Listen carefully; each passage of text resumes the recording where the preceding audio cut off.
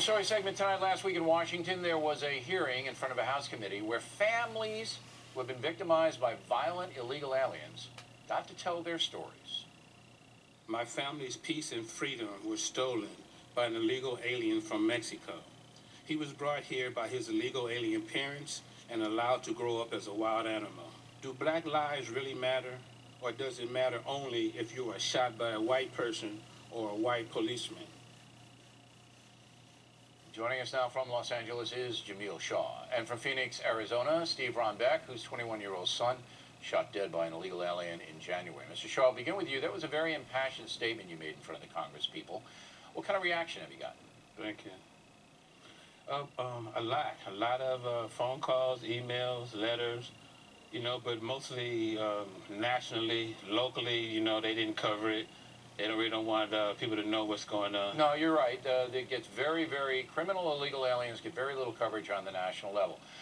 When your 17-year-old son was killed, and what did you find out about the killer? What did you find out about him? That he was brought into the country at 4 years old by his illegal parents, and that he had extensive criminal background. He was on his third gun charge when he murdered my son.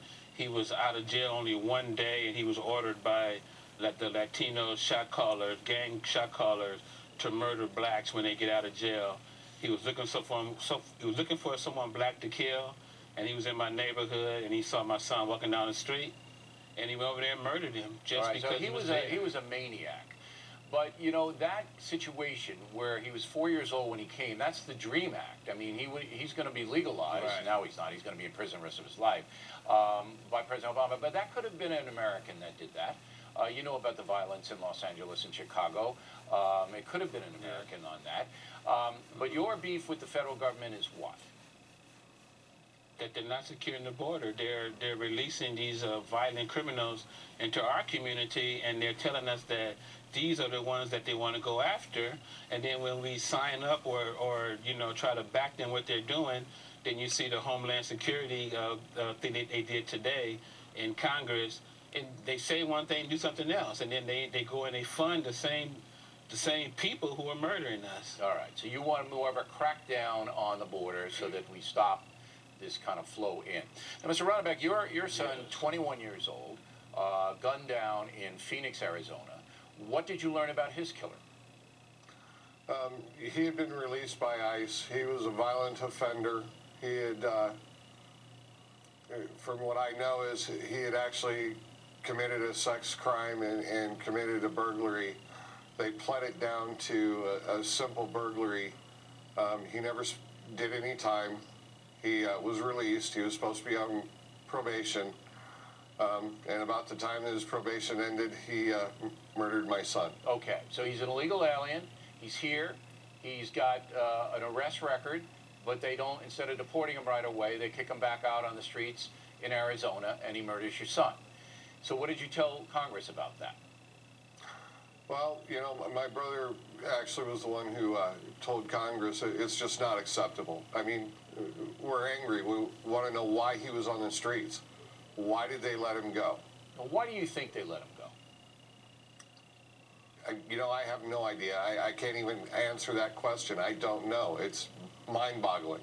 So you don't really have a political opinion on illegal aliens committing violent crimes. You don't really have formed an opinion on it. Not as of yet. Okay. But I'm learning more every day. Certainly, Mr. Shaw, you have formed an opinion on it, and that would be? Yes.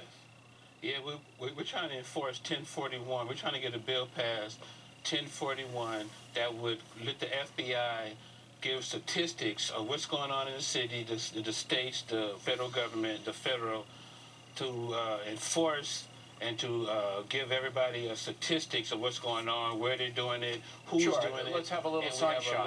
Let's know. Okay. Now, one more question, Mr. Shaw. It may be an unfair question to you. If it is, you don't have to answer it.